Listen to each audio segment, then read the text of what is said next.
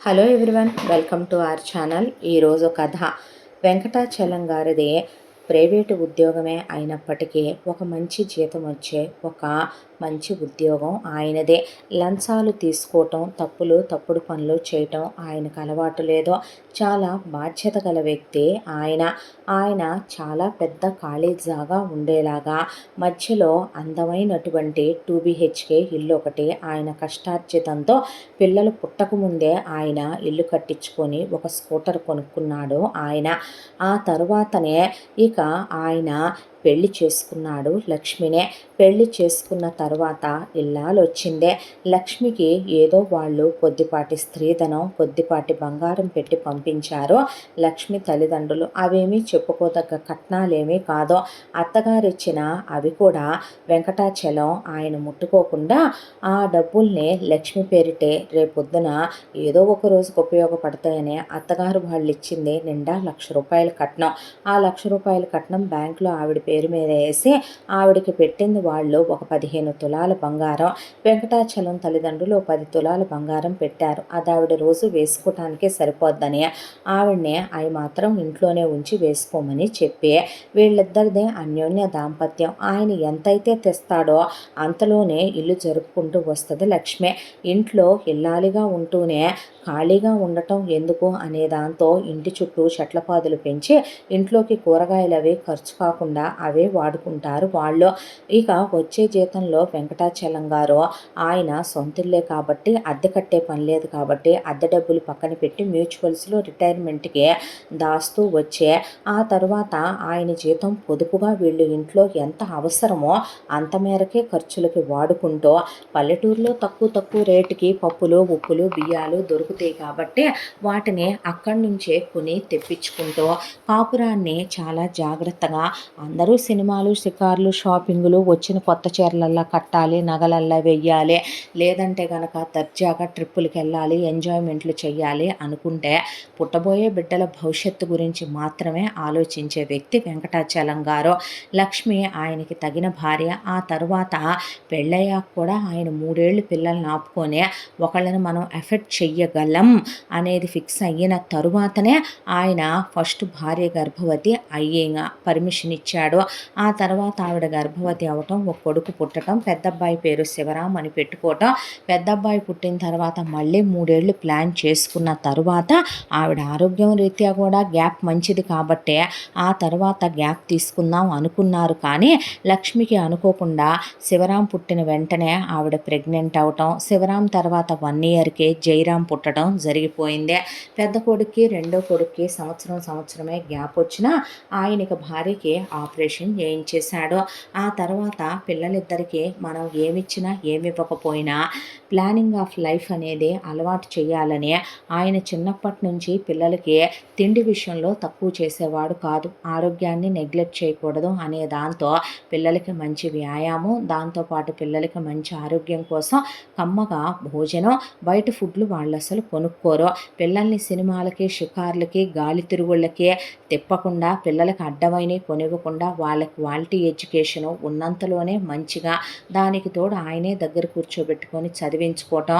పిల్లలకి పుట్టినరోజు వరకు వాళ్ళకి చెరకు కొత్త జత బట్టలు, ఆ తరువాత పండుగలు వచ్చినప్పుడు పిల్లలకి వాళ్ళకి ఎంత అవసరమో సంవత్సరానికి ఒక 4 జతల బట్టలే కొంటూ వాళ్ళకి బాగా చదువు మీద కాన్సన్ట్రేషన్ పెట్టి చదివిస్తూ వచ్చేసరికి పిల్లలు 10th క్లాసులకు వచ్చారు.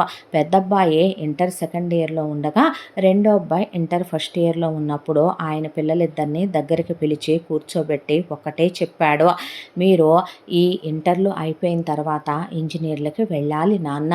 నేను చిన్నప్పుడే మీ భవిష్యత్ ప్రణాళికలు వేసే ఉంచాను. నేను మధ్యతరగతి తండ్రినే. దానికి తగినట్టుగానే రూపాయి పొదుపు చేసి ఉంచాను. మీ చదువుల వరకు మీ బాధ్యత నాదే. ఆ తర్వాత మీరు వివాహాలు చేసుకుంటే మీ అమ్మ మీ రాబోయే భార్యల కోసమనే ఆవిడ ఏ రోజో పెళ్లి పట్టు చీరలు చెరొక 1/2 డజను, కోడళ్ళు కట్టుకోవటానికి డజన్ చీరలు అని చెప్పి పక్కన పెట్టి ఈ తరం అమ్మాయిలు డ్రెస్సులు వేసుకుంటారు కాబట్టి చెరో 25,000 పక్కన పెట్టి పెళ్లి ఖర్చుల డబ్బులు పక్కన పెట్టి చెరొక తాళి గొలుసు నల్లబూసలు, చెరో ప్రధాన కుంగరం, ఓ జత చెవి పోగులు, చెరో 2 గాజులు అని చేయించి పక్కన పెట్టుకుంది మీ అమ్మ.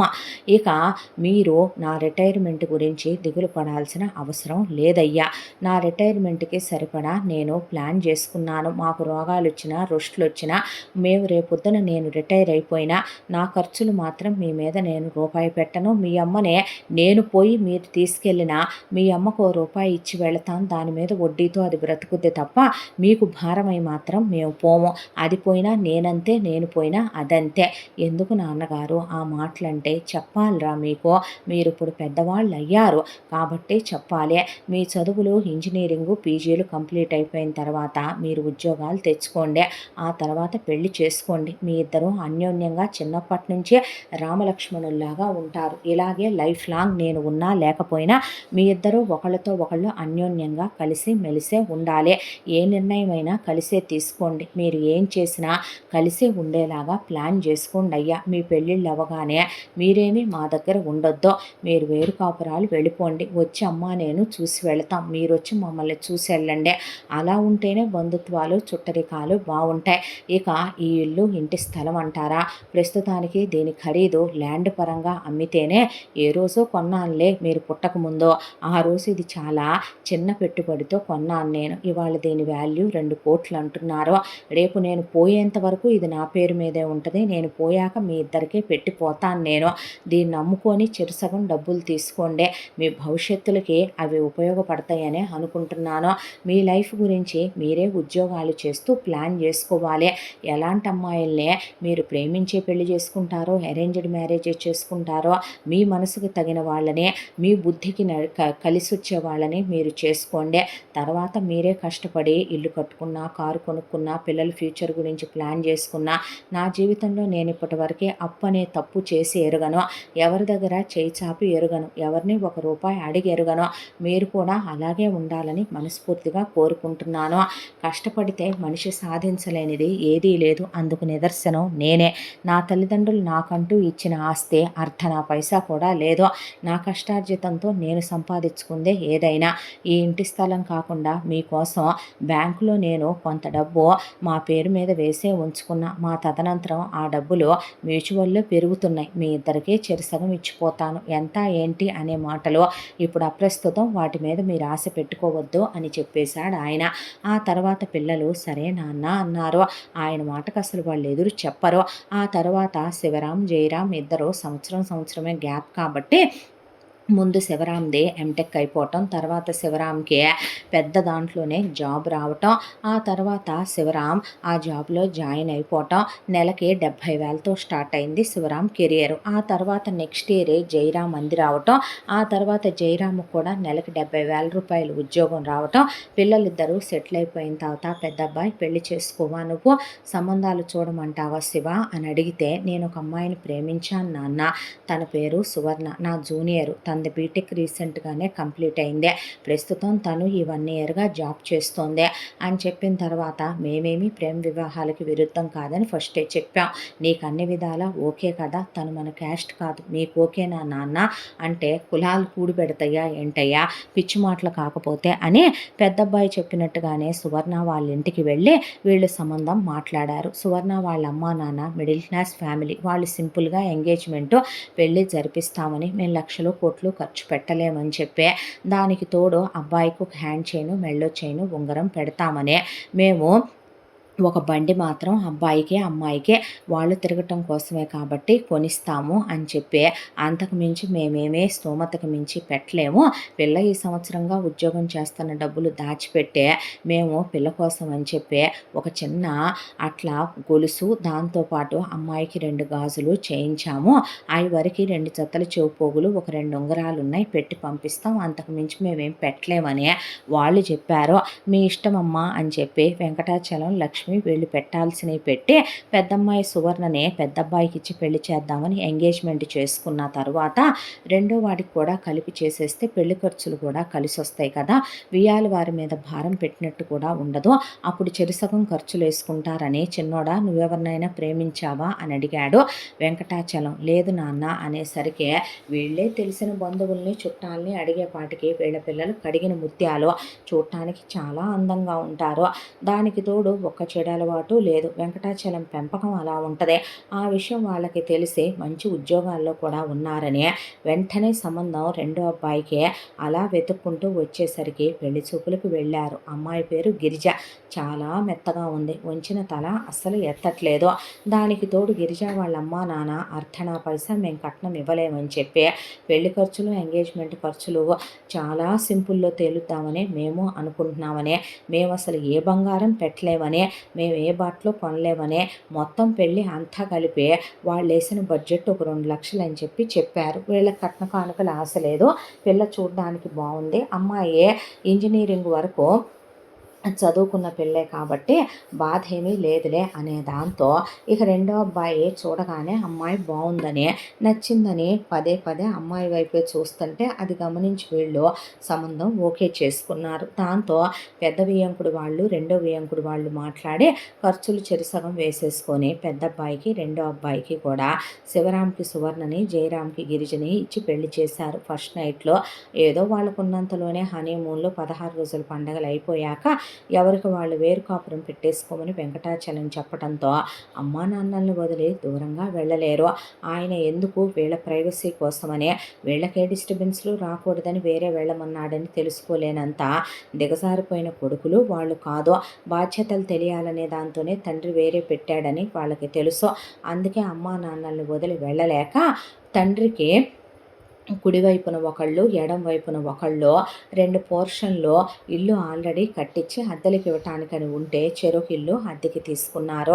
అద్దెకి తీసుకున్న తర్వాత ఇక శివరాం సువర్ణ విషయానికి వస్తే శివరాం ఉద్యోగానికి వెళతాడు, శివరాంతో పాటే సువర్ణ కూడా జాబుకు వెళ్ళుద్దే, సువర్ణకి కూడా ప్రతి నెల ఒక 50,000 రూపాయలు జీతం వస్తుంది, ఇద్దరి జీతాలు కలిపి 1,20,000 దాకా వస్తాయి. సువర్ణ శివరాం ఇద్దరు పొదుపే, ఇద్దరు ఒకే బండి మీద వెళతారు, ఒకే బండి మీద వస్తారు, దాంతో మొత్తం ఖర్చులు 20,000లో సర్దేసుద్ది సువర్ణ, అంతకు మించి పెద్దగా ఖర్చులు కూడా కానివ్వదు, మిగతా జీతం వాళ్ళు సేవింగ్స్లో వేసి దాచిపెట్టుకొని శివరాం సువర్ణ ఇప్పుడే పిల్లల్ని కనకూడదు అనుకుంటున్నామని వెంకటాచలానికి చెప్తే అది పూర్తిగా మీ భార్యాభర్తల ఇష్టం, అది మీ స్వవిషయం, అమ్మా నాన్నలుగా మేమెవరూ నాన్న కలగ చేసుకోవటానికి ఆ రోజున మేమే తీసుకోలేదు ఆ నిర్ణయం, ఇవాళ మీరెలా తీసుకుంటారో మీ ఇష్టం వచ్చినట్టు మీరు నిర్ణయించుకోండి అంటే 5 ఏళ్ళు ఆపుకుంటాం నాన్నగారు అంటే మీ ఇష్టం అనేశాడు ఆయన.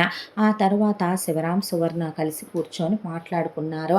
ప్రతి నెల ఇలా మనకి 1,00,000 రూపాయలు సేవింగ్స్ చొప్పున మనం చేసుకుంటూ వెళ్తే గనక మనం ఆ తర్వాత ముందు ఒక స్థలం కొనుక్కుందాము, ఆ తర్వాత ఇల్లు కట్టించుకుందాము, కట్టించుకునేటప్పుడే ఒక ఫ్లోర్ మనం ఉండటానికని 4 పోర్షన్లు అద్దెలకని మనం కట్టించుకుంటే రేపొద్దున పిల్లల ఎడ్యుకేషన్కి ప్రాబ్లం లేకుండా ఉంటుంది, కారు కూడా కొనుక్కున్న తర్వాత ఈలోపు మన శాలరీ పెరుగుద్ది కాబట్టి అప్పుడు మన ఇద్దరం పిల్లల్ని కందాము, దట్టు ముందు ఒక్కళ్ళనే కందాము, కన్న తర్వాత మనం 3 to 5 years ఇంకొకళ్ళకి గ్యాప్ తీసుకుందాం, ఎఫెక్ట్ చేయగలం అనుకుంటే ఇంకొకళ్ళు లేదంటే ఒకళ్ళు చాలనే శివరాం సువర్ణ చెప్పుకొని ఓకే అంటే ఓకే అనుకున్నారు. ఇలా వాళ్ళ లైఫ్ సెటిల్డ్. కానీ ఇంత దాంట్లో జయరాం లైఫ్ శివరాం లైఫ్లా లేదు. జయరాం వైఫ్ గిరిజ పెళ్లి చూపుల్లో మెత్తగా ఉంది, కానీ చాలా నేలబారు మనిషే, చాలా నోరెక్కువ మనిషే, దానికి తోడు గిరిజ చదువుకుంది కానీ ఉద్యోగానికి వెళ్ళదు, లోకాభిరామాయణం కావాలి, దానికి తోడు పక్కన వాళ్ళ మీద పడి విపరీతంగా ఏడుసుద్ది, అసూయ ద్వేషం స్వార్థం, పుట్టింటి వాళ్ళకి ప్రతిదీ ఫోన్ చేసి చెప్పటం, వాళ్ళు చెప్పే అడ్డమైనవి వింటాం, పక్కన వాళ్ళకి పడి ఏడవటం, ఎదురింటోళ్ళు బాగుపడ్డారు పక్కింటోళ్ళు బాగుపడ్డారు, చివరికి అందరినీ వదిలేసి మీ అన్నయ్య బాగుపడుతున్నాడు, మీ అన్నయ్య తెలిసేలా ఏం ఉద్యోగాలు చేస్తున్నాడో తెలియకుండా ఏం ఉద్యోగాలు చేస్తున్నాడో చూసావా మీ వదిన బొడ్డు కింద చీర కట్టుకొని వెళ్తుంది, చూసావా మీ వదిన మీ అన్నయ్యతో కులుకుతుంది, మీ వదిన పూలు పెట్టుకుంది, మీ వదిన కొత్త చీర కట్టుకుంది, ఇలా పద్దాకా అబ్బాయి బుర్ర తినటం మొదలుపెట్టేది. ఏందే నీ గోల అంటే, ఏంది గోలంటావు ఏంది గోలంటావు అని ఒకవైపున సువర్ణ 2 నెలల డబ్బులు దాచిపెట్టుకున్న దాంతో వాళ్ళకి ఒక ఇన్వెస్ట్మెంట్ కింద ఉంటుంది కదా అనే దాంతో ఆ అమ్మాయి ఒక నెక్లెస్ చేయించుకుంది. పాత బంగారం కొంత ఉంటే వేసే ఆ నెక్లెస్ ఏమంటా చేయించుకుందో, వామ్మో దేవుడో ఇంకేముంది, మీ అన్నయ్య వదిన బాగుపడిపోతున్నారు, చాటుమాట వ్యాపారాలు మీ అన్నయ్య వదిన ఏం చేస్తున్నారో ఏందో, మీ అమ్మే జయించుంటుందని నువ్వే జయించావు కదూ అనేపాటికి నీ ముదృష్టంగాను నేను జాయించటం ఏందే అంటే, నీకు ఒక్కంట్లో సున్నం ఒక్కంట్లో బెల్లంలే, నీ కొడుకు కులంగాని దాన్ని పెద్ద కోళ్ళగా చేసుకొచ్చినా నీ పెద్ద కోళ్ళ మీద నీకు కారిపోద్దే, మామయ్యకే నువ్విద్దరు కొడుకుల్ని కన్నా నేనంటే నీకు నచ్చను, ఒకటే కులం అన్నా నీకు నచ్చను, నన్నెప్పుడు నువ్వు వివక్షతోనే చూస్తావని ఆవిడ్ని జాడిచ్చి పెట్టొస్తే ఆవిడ ఆయన దగ్గర కన్నీళ్లు పెట్టుకుంటే పట్టించుకోకొదిలే అన్నాడు ఆయన. ఒకవైపున పెద్ద కోడలు పిల్లల్ని కన్నో అన్నా, పెద్ద కోళ్ళు ఉద్యోగానికి వెళ్తుందన్నా ఇవేవి చిన్న కోళ్ళకి పట్టవు. అంతా దాంట్లో చిన్న కోళ్ళు ఇంట్లో 2 పని మనుషుల్ని పెట్టే 24 గంటలు టీవీలు చూస్తా కిట్టి పార్టీలని, సినిమాలని, షికార్లని, షాపింగులని జయరాం జీతంలో రూపాయి మిగిలేది లేదు. దానికి తోడు వెంటనే కొంపలు మునిగిపోతున్నాయి అన్నట్టుగా మొగుడిని గ్రిప్పులో పెట్టుకోవాలి, మొగుడిని కట్టేయాలి, మొగుడికి పిల్లలు లేకపోతే గనక మగాడిని కట్టేయటం కష్టమని వాళ్ళ పుట్టింటి వాళ్ళు చెప్పిన మాటలు, స్నేహితులు చెప్పిన మాటలు విని వెంటనే 2 సార్లు గర్భవతి అయి ఒక పాప బాబునే కనేసింది వెంటనే గిరిజ. ఏ క్షణమైతే ఆ పిల్లలు పుట్టారో ఒకవైపున గిరిజ ఉద్యోగానికి వెళ్ళదో, ఇక దాంతో జయరాంకి పిల్లల డైపర్ల ఖర్చులని, పిల్లలకి టీకాలు వేయించడం అని, హాస్పిటల్ తీసుకెళ్ళడం అని పద్దాక పిల్లల్ని శుభ్రత లేకుండా గలీజ్గా పెంచుద్ది గిరిజ. దాంతో పిల్లలకి పద్దాక అనారోగ్యాలు రావటం, హాస్పిటళ్ళకి తిప్పటం. ఈ రోజుల్లో హాస్పిటల్ అంటే మాటలా, వేలకి వేలు, టీకాలంటే మాటలా, ఎంతెంత అవుతున్నాయి, డైపర్లకే లక్షల్లో ఖర్చులు అవుతున్నాయని ఏడుస్తున్నారు పేరెంట్స్. అలాంటిదే సెర్లకు మూత తీయటం, అది గడ్డగట్టిపోవటం, పాల డబ్బా మూత తీయటం, అది గడ్డగట్టిపోవటం, ఇలా పిల్లల్ని పట్టించుకోకుండా, వాళ్ళ సరిగ్గా స్నానాలు చేయకుండా, శుభ్రాలు లేకుండా, పిల్లలకి మోషన్ క్లీన్ చేయకుండా, యూరిన్ క్లీన్ చేయకుండా ఇన్ఫెక్షన్లు అయ్యే ఒకవైపున జయరాం ఎంత కష్టపడుతున్నా డబ్బులు ఇంటి కిందకి చాలక ఓవర్ టైములు చేసి ఫ్రీలాన్సింగ్ వర్కులు చేసిన ఏం చేసినా ఇంటి ఖర్చులకి సరిపోకపోతే కొడుకు బాధని చూడలేక ఒకవైపు నుంచే వెంకటాచలం 5,000, తమ్ముడు బాధ చూడలేక శివరాం 5,000 నెలకిచ్చేవాళ్ళు. ఇచ్చినా సరిపోయేది కాదు. సువర్ణ ఇక ఎటు గిరిజ బుద్ధి తెలుసు కాబట్టి పిల్లలకి అవని ఇవని బయట నుంచి బొమ్మలని, బట్టలని, పండగ వంకలతో, ఆ వంకలతో ఈ వంకలతో వాళ్ళ మొగుడు పెళ్ళానికి కూడా తీసుకొచ్చి ఇచ్చేదే. తీసుకొచ్చి ఇచ్చిన దాంట్లో నానా తిట్లు తిట్టి ఆ బట్టలే కట్టుకునేది గిరిజ. సువర్ణ బిర్యానీ వండుకున్నా ఏది వండుకున్నా పెట్టించేదే. సువర్ణ కన్నా గిరిజ చాలా బాగా వంట చేసుద్ది, కానీ కూరలు ఉడకకుండా వండి పెట్టుద్ది జయరాంకి కావాలని ఒళ్ళుగాక.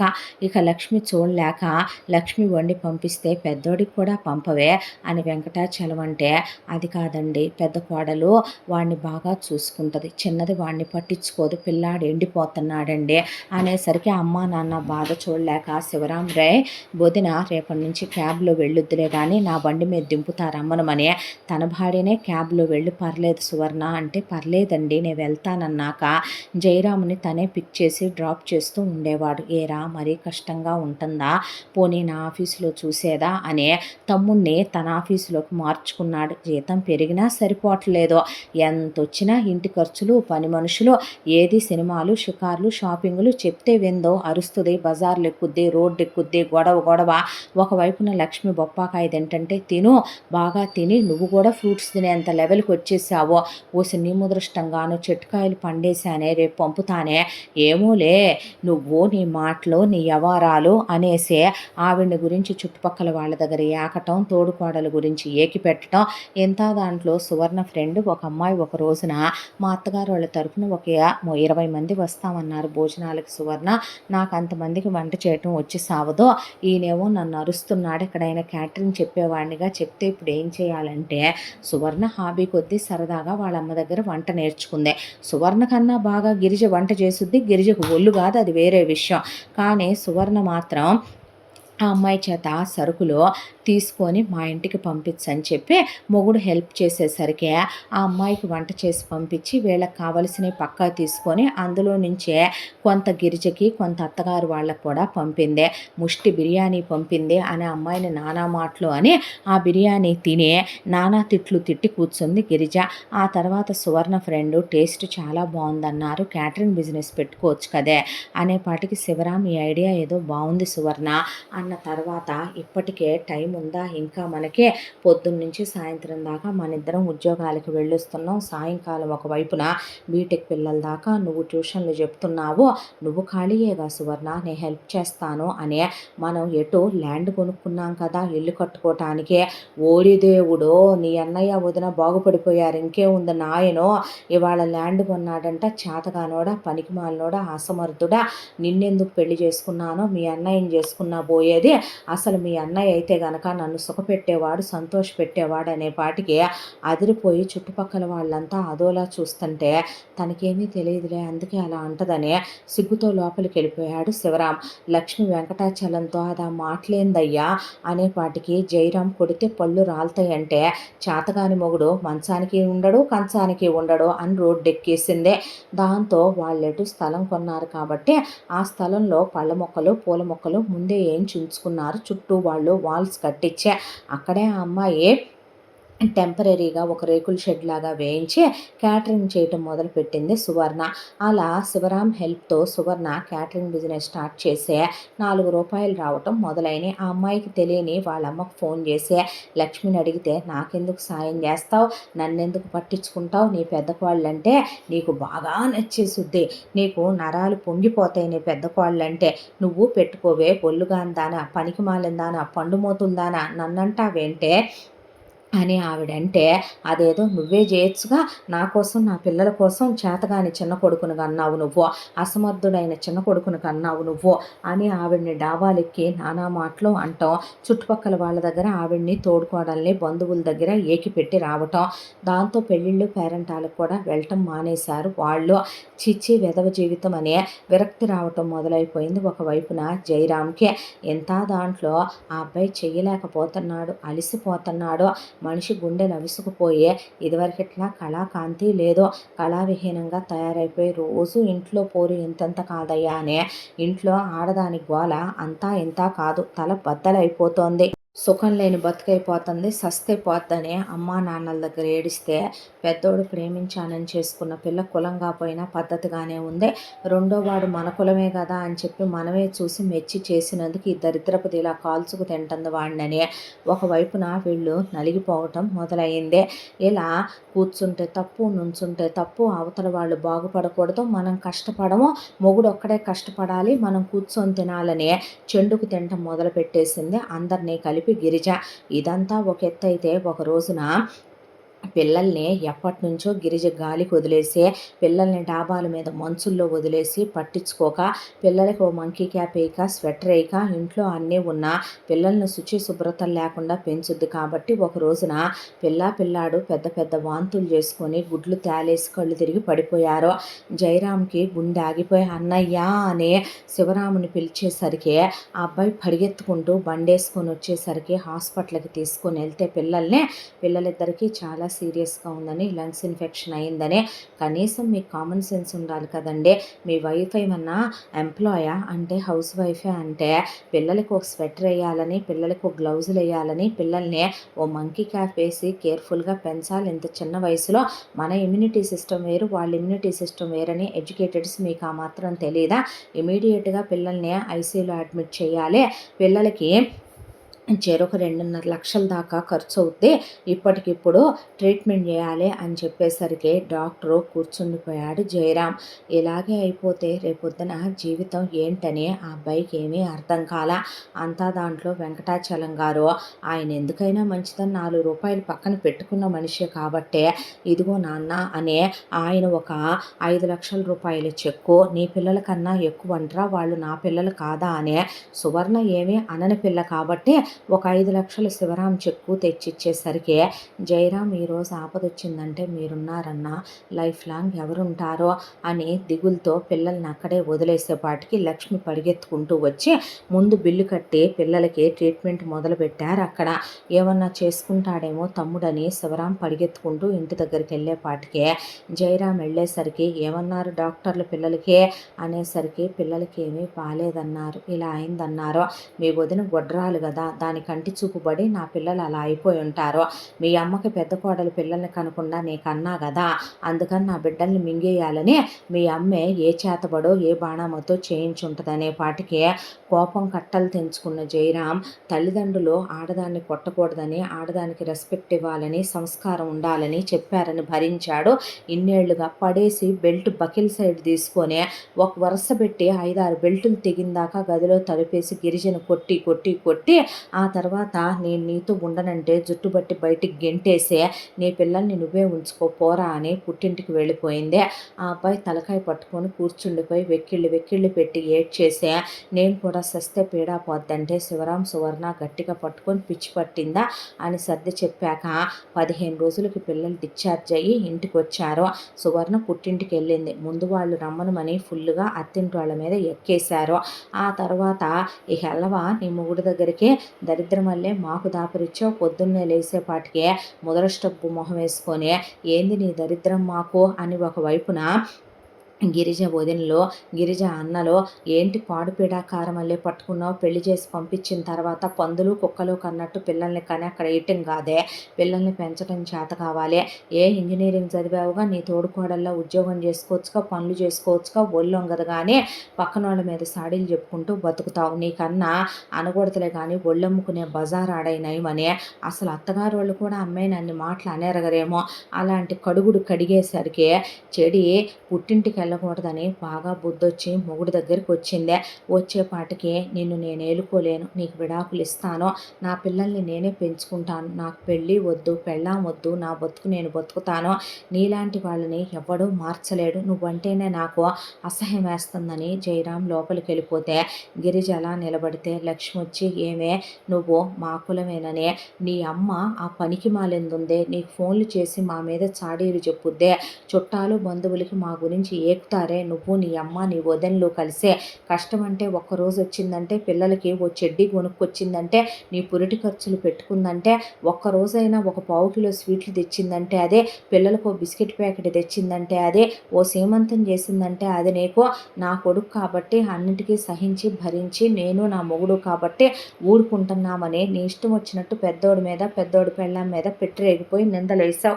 బాగుపడే మనుషుల లక్షణాలేనా అవి అనేపాటికి శివరాం నువ్వు షాపుల్లో అప్పులు చేసి మా బావ కడతాళ్లే మా మావయ్య కడతాళ్లే అంటే వాళ్ళు నాన్న వైపు నా వైపు అదోలా చూసినా నా చెల్లెలు లాంటిది, నాకు రాఖీ కట్టుద్దిలే, నా కూతురు లాంటిదని మా నాన్న నేను నువ్వు చీరలు కొన్న చోట్లల్లా అప్పులు తీర్చుకొచ్చావు, నాన్ వెజ్లు కొన్న చోట్ల అప్పులు తీర్చుకొచ్చావు, నువ్వు తినుబండారాలు కొనుక్కొచ్చిన దగ్గర అప్పులు తీర్చుకొచ్చావు. ఎందుకో తెలుసా, నిజంగా నువ్వు నా తోడబుట్టిన లాంటి దానివి కాబట్టే, నిజంగా మా నాన్న నిన్ను కూతురుగానే భావించాడు కాబట్టే. నా తమ్ముడు చాలా మంచోడో, వాడు ఒక్కడే ఎంతవరకని కష్టపడతాడు, నువ్వు చదువుకున్నావో. ఒక్క నిమిషం నువ్వు ఆగు శివరాం, పక్కన వాళ్ళు బాగున్నారని బాగుపడ్డారని ఏడవటం కాదు గిరిజ సంస్కారవంతుల లక్షణం. నువ్వు కూడా నాతో పాటు కలిసి ఉద్యోగానికి రావచ్చుగా, కలిసి కష్టపడొచ్చుగా, పిల్లల్ని అత్తయ్య అయినా పట్టుకుంటదే, లేదా పిల్లలు ఇంకొక సంవత్సరంలో ఒకళ్ళు 2 ఏళ్లలో ఒకళ్ళు స్కూల్కి వెళ్ళిపోతారో, ఏ చక్కగా డే కేర్ సెంటర్లో అయినా వదిలిపెట్టొచ్చో, అత్తయ్య చూడనని ఏ రోజు అనలేదో, మనకి ఇంకా అత్తయ్య హెల్పే చేసి పెట్టుద్దే, మనం కలుపుకుపోతేనే బంధాలో, మనం బాధ పెడితే ఏ బంధము దృఢంగా ఉండదో, తెగేదాకా ఎవరిని బాధ పెట్టకూడదో. జయరాం మనసు ఎంత గాయపడిందో భారీగా నువ్వు అర్థం చేసుకోవాలి. మేమెంతమంది అతని చుట్టూ ఉన్నా నువ్వివ్వగలిగిన మోరల్ సపోర్ట్ మేము ఇవ్వగలమా, నువ్వు అతని మనసు పంచుకున్నట్టు మేమెవరమైనా పంచుకోగలమా, అతనితో కాపురం చేశానంటావు, ఇద్దరిని కన్నానంటావు, అంతా దాంట్లో అతని సున్నిత మనస్తత్వాన్ని అర్థం చేసుకోలేకపోయావు. నా మడిదిగా నేనే రోజు అనుకోలేదు, నా తమ్ముడిగా కొడుకుగా అనుకునే నీకు చెప్తున్నాను, నాకన్నా చిన్నదానివని అనేసరికి తప్పు చేశానని క్షమించమని అందరినీ వేడుకుంది గిరిజ. నీలో మేము క్షమాపణ కాదు ఆశించేది, నిజమైన మార్పు అనేసారు అందరూ. ఆ తర్వాత గిరిజ బాబుని మీ దగ్గర ఉంచుకోండి అత్తమ్మ అని ఆవిడకి ఇచ్చేసి ఆ తర్వాత సువర్ణతో పాటు ఉద్యోగానికి వెళ్ళొస్తూ సువర్ణతో పాటు ఒకవైపున క్యాటరింగ్కి కూడా వెళ్ళటం మొదలుపెట్టింది. ఒకళ్ళు జాబ్కి వెళితే ఒకళ్ళు ఒకరోజు వర్క్ ఫ్రమ్ హోమ్ పెట్టుకుంటూ ఇలా బిజినెస్ని తోడుకోడళ్ళు బాగా సాగిస్తూ దాంతోపాటు పచ్చళ్ళు పిండి వంటలు ఇలాంటివి కూడా యాడ్ చేసుకొని ఇంకా దాంతోపాటు ఇంటి దగ్గర లేడీస్ని పెట్టి బట్టలు కుట్టిస్తూ ఇలా ఒక్క క్షణం కూడా ఖాళీగా ఉండకుండా సంపాదించడం మొదలుపెట్టారు. లక్ష్మి ఇంకా వీళ్ళకి పై ఎత్తున ఆ బొటిక్ దగ్గర కోడళ్ళు ఒకళ్ళే ఇబ్బంది పడుతూ ఒకళ్ళు ఉద్యోగానికి వెళుతూ మళ్ళీ ఒకళ్ళు ఉంటూ ఒకళ్ళు ఉద్యోగానికి వెళ్తున్నారని పిల్లల్ని పట్టుకొని చూసుకుంటూ వీళ్ళ క్యాటరింగ్ దగ్గర కొడుకులు హెల్ప్ చేసి పెడుతూ బొటిక్ దగ్గర ఆవిడ హెల్ప్ చేసి పెడుతూ వీళ్ళు మిషన్లు కుట్టించే దగ్గర ఆవిడ సాయం ఆవిడ, వెంకటాచలం గారి సాయం ఆయన ఇద్దరూ చేసి పెడుతూ ఉండేవాళ్ళు. శివరాం జయరాం కలిసి బీటెక్ పిల్లల వరకు ట్యూషన్ పాయింట్ పెట్టి ట్యూషన్ చెప్తూ ఇలా అన్నదమ్ములు కలిసి కష్టపడి ఆ తర్వాత శివరాం కొన్న స్థలం నా ఒక్కడికి కాదు తమ్ముడు, మన ఇద్దరికని కలిపే కొన్న, ఆ రోజు నీ పరిస్థితి బాలేదని అనేసరికి కళ్ళల్లో నీళ్లు తిరిగినాయి అన్నయ్యని చూసే. ఆ తర్వాత చాలా పెద్ద ఖాళీ జాగా ఉండేలాగా తీసుకున్నాడు కాబట్టి శివరాం వీళ్ళకి పర్మనెంట్గా వీళ్ళు మిషన్లు పెట్టుకోవటానికి ఒక ప్లేస్ లాగా షెడ్ లాగా వేయించి క్యాటరింగ్కి ఒక షెడ్ లాగా వేయించి వీళ్ళకి ఆ పికిల్స్ అవే పెట్టుకోవటానికి ఒక గోడౌన్ రూమ్ లాగా వేయించి మూడు పోర్షన్లు ఇల్లు వేయించుకున్నారు. ఆ 3 ఫ్లోర్లో ఒక ఫ్లోర్లో వీళ్ళుంటూ కింద 4 పోర్షన్లు చేయించి అద్దెలకి ఇచ్చే ఆ వచ్చే డబ్బులు పిల్లలకి సేవ్ చేసుకోమని చెప్పాడు శివరాం. ఆ తర్వాత కలిసికట్టుగా పని చేసుకుంటే నిజంగానే ఆ ఇళ్లల్లో దరిద్రాలు ఉండవన్నట్టు తర్వాత మెల్లగా అన్నదమ్ములిద్దరి మీద ల్యాండ్ కొనుక్కోవటం, పొలం కొనుక్కోవటం, పిల్లలకి సేవింగ్స్ చేసుకోవటం. తర్వాత సువర్ణ ప్రెగ్నెంట్ అయి ఒక్కళ్ళనే కంది. ఇక చాలని శివరాం వాళ్ళు ఆపరేషన్ చేయించేసుకున్నారు ఒక్క బాబుతోనే. ఆ తర్వాత పిల్లలకి రూపాయి కూడబెట్టడం, వాళ్ళ పిల్లల్ని మంచి స్కూళ్ళల్లో వేసి చదివించుకోవటం. ఆ తర్వాత లక్ష్మీ వెంకటాచలాన్ని వచ్చి ఉండమన్నా వాళ్ళు ఉండరు కాబట్టి అమ్మా నాన్నలకనే అక్కడే ఒక అవుట్ హౌస్ వేయించి అందులో వచ్చి ఉండండి, మిమ్మల్ని చూడకుండా ఉండలేకపోతున్నామని తీసుకొచ్చి వాళ్ళని అక్కడ పెట్టుకున్నారు. ఆ వయసులో కూడా ఆయన ఆవిడ ఖాళీగా ఉండకుండా చుట్టూ పళ్ళ చెట్లు, పూల చెట్లు, కూరగాయల చెట్లు అంటూ పిల్లల్ని క్రమశిక్షణగా పెంచుతూ ఆడిస్తూ చక్కగా ఆవిడ ఆయన కోడళ్ళకి కొడుకులకి హెల్ప్ చేస్తూ ఇలా వాళ్ళ జీవితాలు కష్టాలు దాటి ఆ కష్టాల కడళ్ళ నుంచి గట్టెక్కి సుఖాల బాటలో పయనించడం మొదలుపెట్టారు. పక్కన వాళ్ళు బాగున్నారని మనం ఏడవటం కాదు, మన జీవితాలు బాగుండాలంటే ఏం చేయాలనేది ఆలోచించాలి. నలుగురిలో ఒకళ్ళని నవ్వుల పాలు చేస్తున్నాం అనుకుంటే మన పుట్టింటి వాళ్ళ ముందే మనం చులకనైపోతాం. 10 మంది చెప్తున్నారు కదా అని చెప్పుడు మాటలకి చెవులు, తప్పుడు మాటలకి తావు ఇస్తే చెప్పేవాళ్ళు ముందు మెత్తగానే చెప్తారు. బుద్ధి లేకుండా మనం వింటే ఆ తర్వాత అవే మనకి ఎదురొస్తాయని మర్చిపోకూడదనేది ఈ కథ మనకి చెప్పే నీతే. ఇంతటితో ఈ కథ సమాప్తం. మళ్ళీ మరొక మంచి కథతో కలుసుకుందాం. ఇంత మంచి కథను మనకు అందించిన కథా రచయిత్రి సాయి లలిత గారు.